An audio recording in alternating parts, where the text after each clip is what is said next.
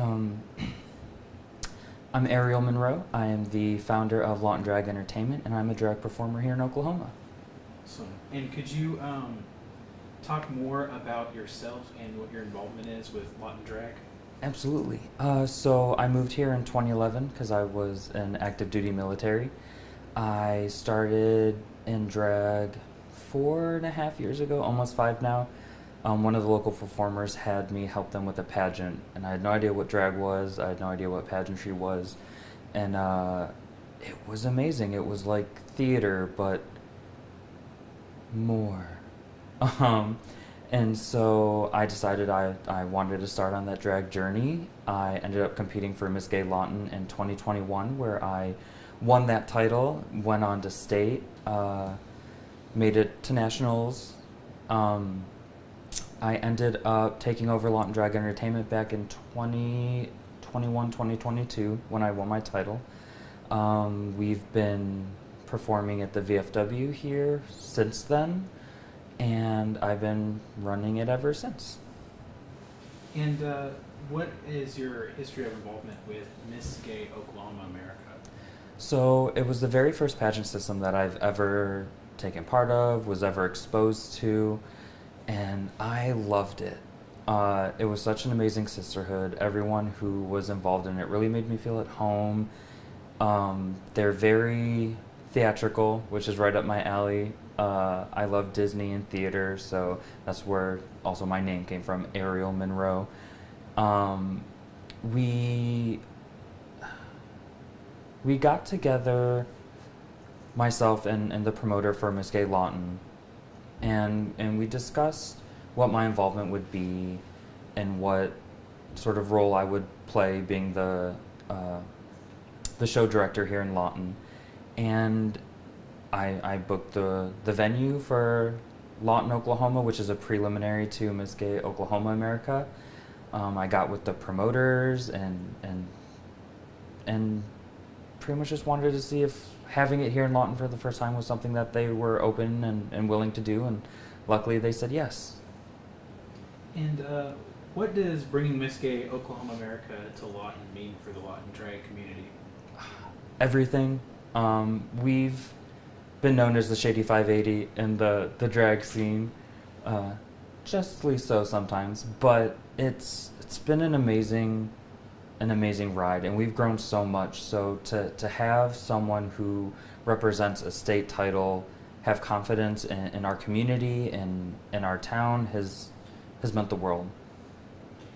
What makes Lawton drag unique? So I think because we don't have like gay bars, we don't have a gayborhood like the city. We just have us, and we've made a way and made a home at the VFW, and being able to share that with this community and being so diverse with our casting of our performers and stuff like that, I think really sets us apart, because it's 1 show to 2 shows a month. You know, it's not a multiple time a week ordeal. So I feel it makes the events a little bit more special, a little bit more of events, because we don't have them as often. And like when you were trying to set up Miss Gay Oklahoma here, were you met with like any kind of problems or resistance when you're trying to find a venue, things like that? No, not that I'm aware of. Everyone's gonna have an opinion and is gonna see issue with one thing or another, but the VFW has been amazing, and that was going to be our backup, but luckily Cameron University opened their doors and their theater to us to host the pageant here in May. And do you know or have any involvement of like why the decision was made to host it at Cameron? So I can't say for sure, but having it in a theater, it as a contestant, it helps to be in a space, in a venue that mirrors or at least is close to the next step up. So Miss Gay Lawton is a step to Miss Gay Oklahoma, which is a step to Miss Gay America.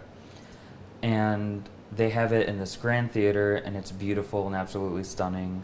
So making sure that it's a place that, one, prepares us for the next journey, but also that is all ages inclusive. That was really important to us. Whereas the VFW is 18 and up when we have our shows, we were able to open the doors to the entire community having it at the Lawton or the Cameron Theater. And can you talk a little bit, I guess, about just the drag community in general that you have here in Lawton? Yeah, it's an amazing community.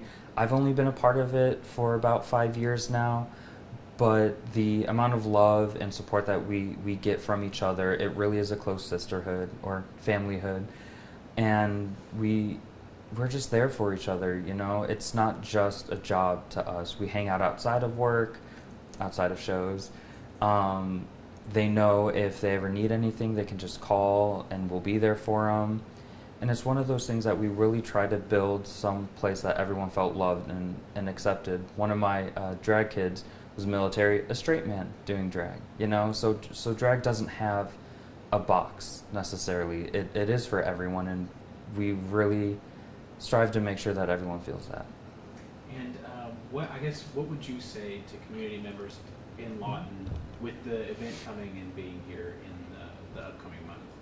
To come out and support. It's not for those of you who have reservations. I guarantee you, it's not what you think it is. It's a place of love and art and theater, and it's a way for us to express ourselves that we can't normally in everyday life. So come out and support. It really is important that if we want to continue to have these events and help the economy like we are, we're flying people in from across the United States. A previous Miss Gay America is coming down to host this weekend for Miss Gay Lawton.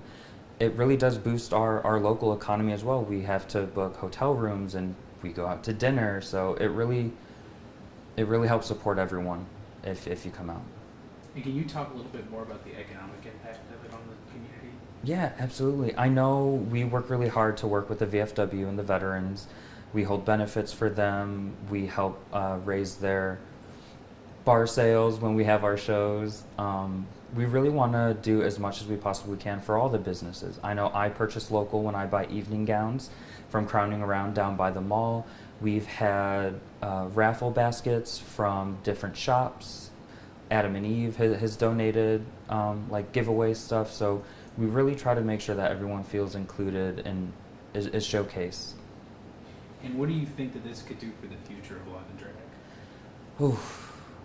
Well, I hope that we continue to grow and then we continue to become this safe haven in this community, especially in the Bible Belt. It can be hard at times, but I think bringing things more to the public eye and making sure that they see us as human beings that are just doing what we love, and there's no harm, no ill intent, and we just want to make everyone smile and have a good time.